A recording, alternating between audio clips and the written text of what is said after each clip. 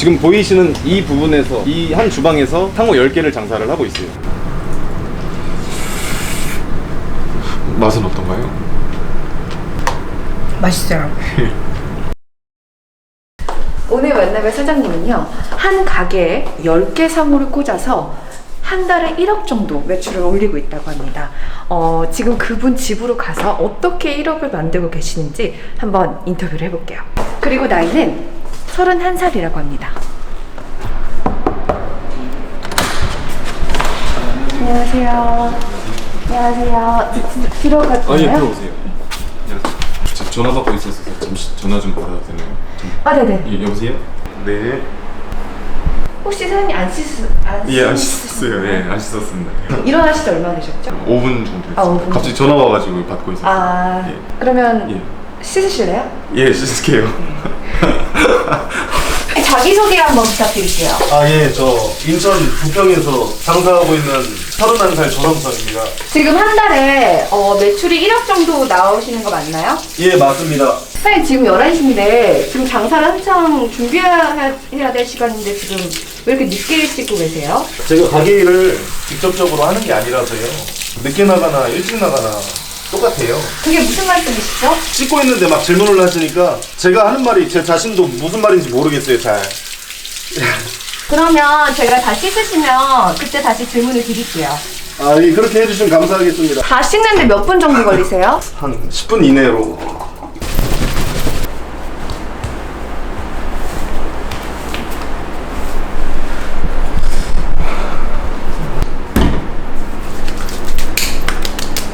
지금 얼굴에 스티커가 많이 붙어있는데 이건 뭐죠? 전 뺐습니다. 원래 좀 점이 많으셨나봐요. 총 32개. 드라이는 안 하세요? 머리 안 말리세요? 최근 한 1, 2년 동안 드라이 해본 적이 한 번도 없어요. 그럼 이 상태로 그냥 나가시는 건가요? 예, 그럼 저절로 말라요, 어차피. 그럼 지금 이제 자기소개 다시 한 번만 부탁드릴게요. 인천 부평에서 장사하고 있는 31살 조성찬이고요. 원래 배달 장사는 한 8년 정도 했었습니다. 처음 시작했을 때 2008년도에 시작했었고요. 그때는 요기요 배달의 민족 이런 것도 없었어요. 과거에 제가 8년 동안 했을 때 배달 장사랑 지금 현재 배달 장사랑 다른 점이, 그때는 열심히 하루에 열 몇 시간씩 쉬는 날 없이 일을 했었고요. 열심히. 지금도 열심히 하고 있지만 직접적으로 가게 일을 그러니까 이 요리를 한다거나 어떤 가게 일을 직접적으로 하지 않아요. 무조건 막 안 쉬고 열심히 일해야지. 남들 잠자고 있을 때, 남들 놀고 있을 때 난 일한다, 막 열심히 일하고, 이게 중요한 게 아니더라고요. 저는 그게 중요한 줄 알았어요. 그렇게 해야지만 되는 건 줄 알았어요. 지금은 생각이 바뀌어가지고 지금은 최대한 일부러 어떻게든 제가 가게에 안 가려고 노력해요. 그리고 가게에 가더라도 저도 몸이 저절로 반응해가지고 팬에 손이 가고 튀김기에 손이 가고 하는데 일부러 안 가려고 해요. 일부러 일을 더 안 하려고 해요. 제가 하는 일은, 전 매일매일 일을 하거든요. 열 몇 시간씩 진짜로 일을 하는데, 가게 관련된 일을 하지만 가게 일을 직접 가게에 출근을 하지 않고 이렇게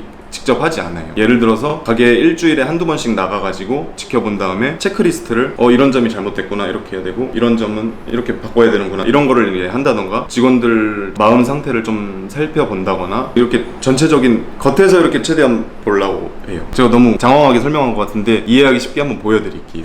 네.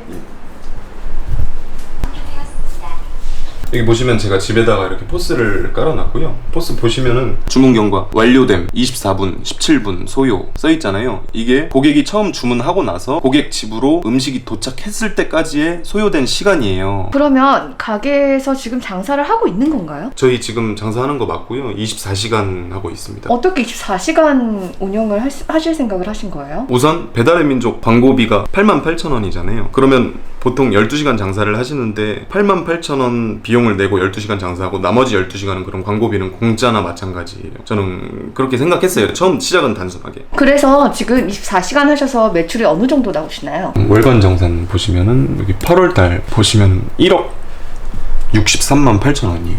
7월달에는 8,500만 원이에요. 31살에 정말 대단하신데, 그럼 사장님은 언제 출근하세요? 바쁜 시간 끝나고 오후 1시에서 2시, 3시 뭐 그때쯤 보통 나가는 편이고요. 그러면 평소에는 뭐 하세요? 배민 광고 깃발 위치라든지 그 깃발마다 광고 성과라든지, 저는 주로 이렇게 분석 위주로만 하고 있어요. 되게 똑똑하신 것 같은데 대학교는 어디 나오셨어요? 저 검정고시 고졸입니다. 어떻게 하다가 검정고시를 보시게 된 거죠? 어머님이 사기를 좀 크게 당하셔가지고 어느 지경까지였었냐면 집 안에서 촛불 켜고 생활할 정도였었어요. 가스가 안 나와서 이렇게 패딩 입고 자야 되고 겨울에 그럴 정도였었거든요. 그래서 무조건 아르바이트 해야 된다는 생각밖에 없었어요. 그래서 편의점 알바도 해보고 배달 알바도 했었는데 배달 알바를 하면서 그 장사에 대한 매력을 엄청 느꼈었어요. 그래서 18살 9월 달에 처음으로 제가 모은 돈 조금이랑 저희 어머니께 좀 부탁드려가지고 장사를 같이 하자. 그래서 돈을 합쳐가지고 장사를 시작했어요. 그때 처음 장사 시작했을 때는 장사가 엄청 잘 됐어요. 하루 매출이 평균 200~300만 원씩 나왔거든요. 그래서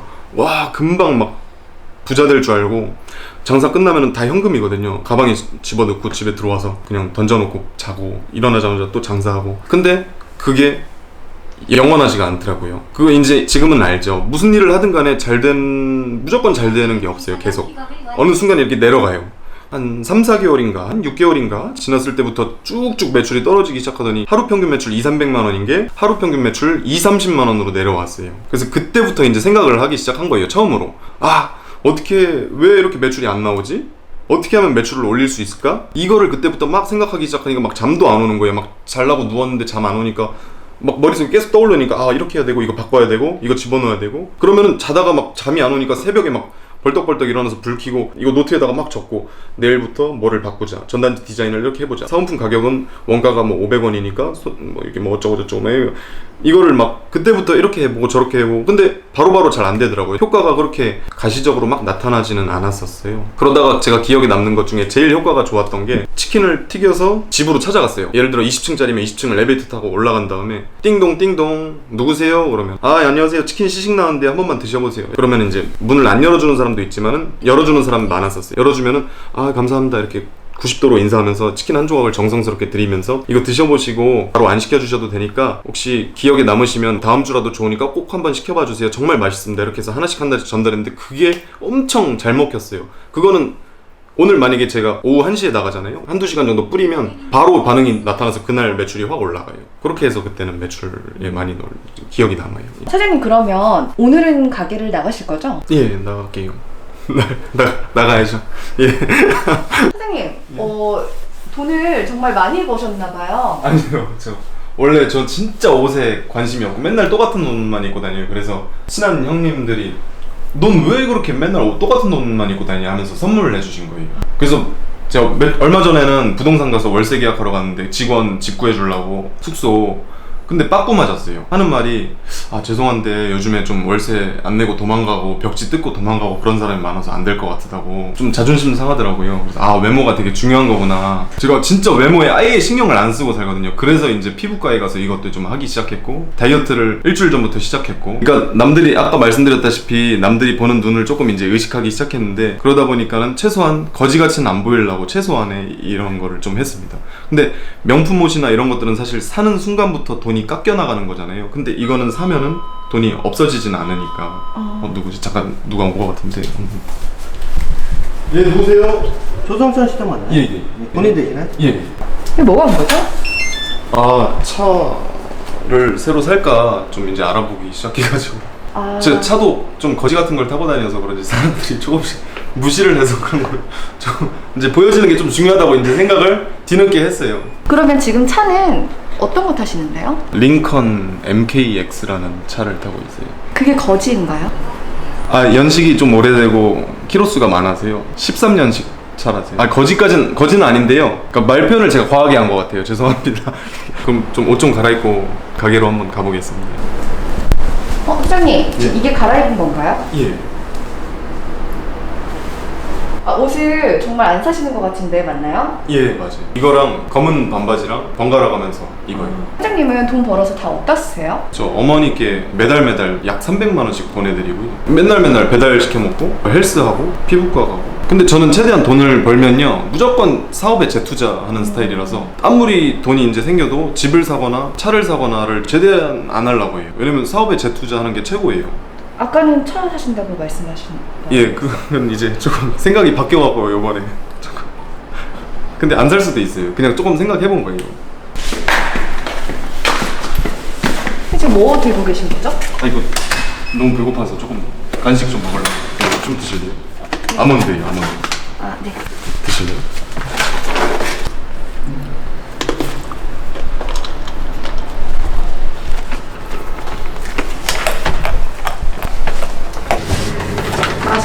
네.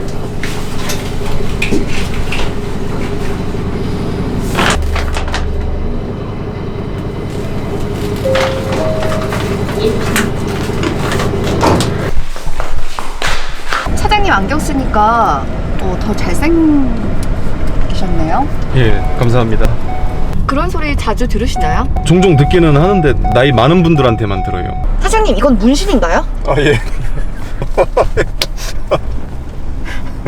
제가 양띠인데 양띠랑 잉어랑 굉장히 잘 어울리기 때문에 좀 안 보이는 곳에다 이렇게 좀 했습니다. 잉어 문신을 좀 했습니다. 제가 미신을 좀 많이 믿는 편이라서요. 원래 이렇게 미신을 잘 믿으시는 편이신가요? 아니요, 원래는 잘 안 믿었었는데요. 예전에 너무 힘들 때 진짜 지푸라기 잡는 심정으로라도 하나씩 그거를 하다 보니까는 그때부터 믿기 시작했어요. 여기가 저희 가게입니다. 간판이 없네요. 간판 별로 필요성을 못 느껴요. 예, 그리고 저는 지금 상호를 10개를 장사를 하고 있기 때문에 전부 다 간판을 달 수가 없어요. 저희 가게는 24시간이라서 숙소가 있거든요. 숙소 네. 한번 보여드릴게요. 네.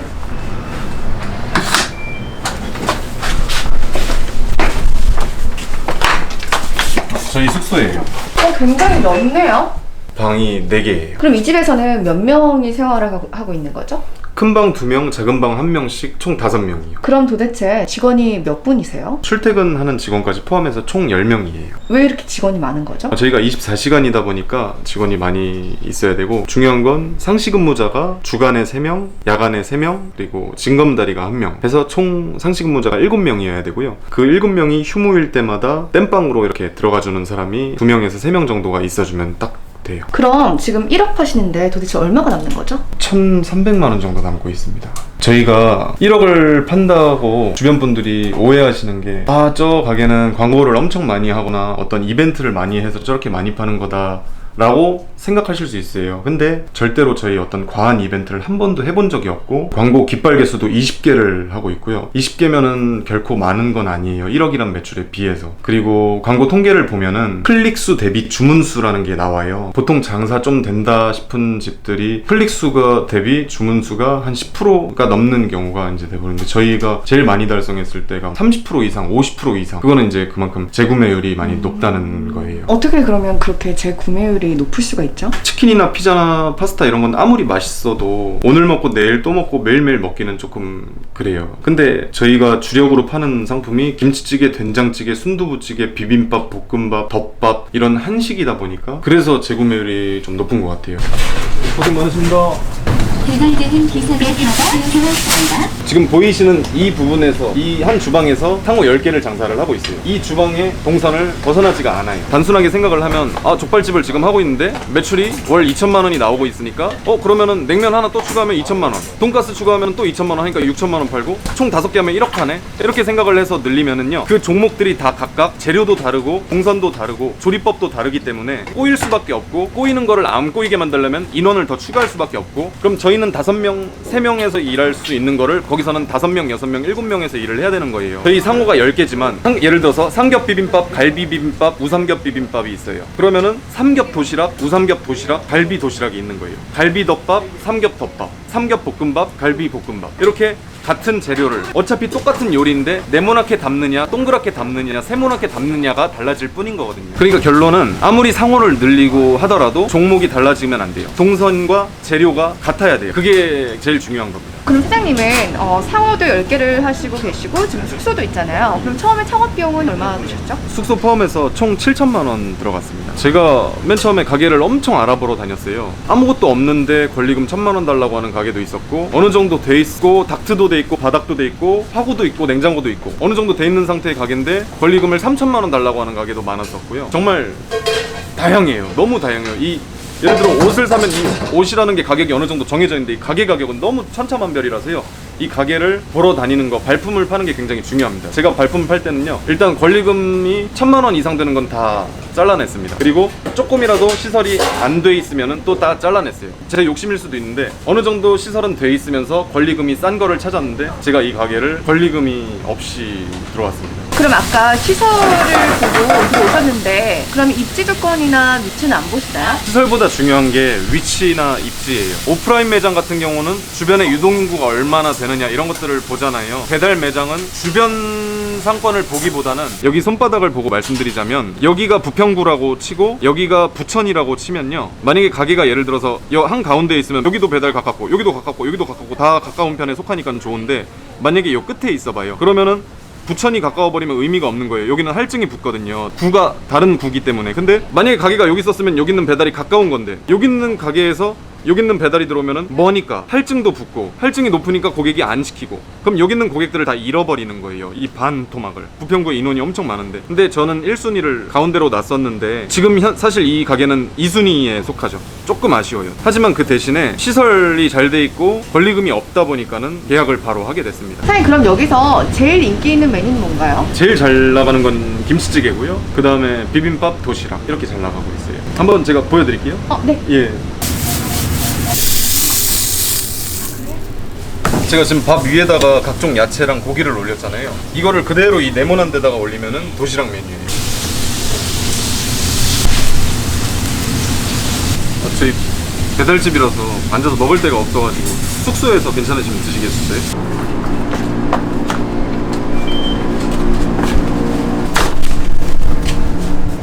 사장님은 그러면 언제부터 가게에서 직접 일을 안 하시게 된 거예요? 제가 처음에 한 달 동안은 엄청 열심히 했고요. 이제 그 다음부터는 최대한 뒤로 빠지려고 노력했어요. 이것도 엄청 힘들어요. 잘 이해가 안 되시겠지만은 장사하는 사람이 자기 가게인데 내가 뒤로 빠져서 일을 안 하는 게 되게 힘들어요. 원래 이제 사장님 입장은 쟤는 왜 저렇게 일하지? 왜 쟤는 저렇게 해? 막 이런 게 계속 보이거든요.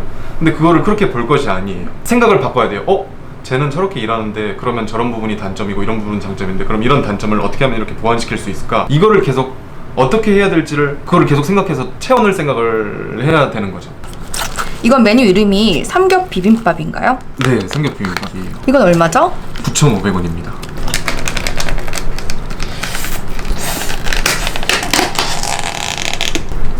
고기 향이 진짜 좋네요. 예.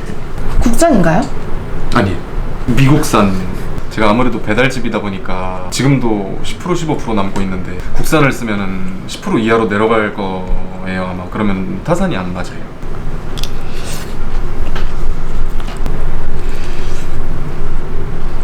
오, 맛있는데 그러면 직원 관리는 어떻게 하시나요? 직원 관리요? 네. 예전에는 제가 어렸을 때는 일일이 다 봤어요. 왜냐면은 쟤는 나한테 월급 받는 애니까 막 이게 머릿속으로 계산하니까 장사꾼처럼 막 그렇게 생각을 하면서 보면서, 야 너 왜 그렇게 하냐? 야 그렇게 하면 안 돼. 야 이렇게 하지 말라 그랬지. 야 그건 이렇게 하면 안 돼. 막 일일이 막 무슨 감시하는 것처럼 그렇게 직원을 대했었었는데요. 지금은 완전히 정반대예요. 아예 일에 대해서 무슨 뭘 하지 마라라든지 그런 말을 거의 안 해요. 혹시라도 저도 사람이다 보니까 말하고 싶은 게 많아요. 이건 이렇게 하지 마세요. 그런 거를 제가 단톡방을 만들어 놨어요. 단톡방에다가 딱 공지처럼 올려요. 공지사항 드립니다. 현재 이런 부분이 이렇게 돼 있는데요. 이거를 여기다 올려놓으시면 훨씬 더 편안할 것 같으니 지금부터는 이렇게 올려놔주세요. 이러면서 그걸 계속 올려요. 그러니까 최대한 잔소리로 안 들리게끔. 왜냐면 가게 장사라는 거는 어쩔 수 없이 직원과 사장 관계는 계속 말을 할 수밖에 없어요. 이건 이렇게 해라, 저건 이렇게 하지 마라. 근데 이 말들을 하루에도 수십 번씩 해야 되는 거를 갖다가 최대한 잔소리처럼 안 들리게 공지사항으로 만들어서 놓는다던가, 이런 것들이 제가 뭐 직원 관리하는 방법인 것 같아요. 맛은 어떤가요?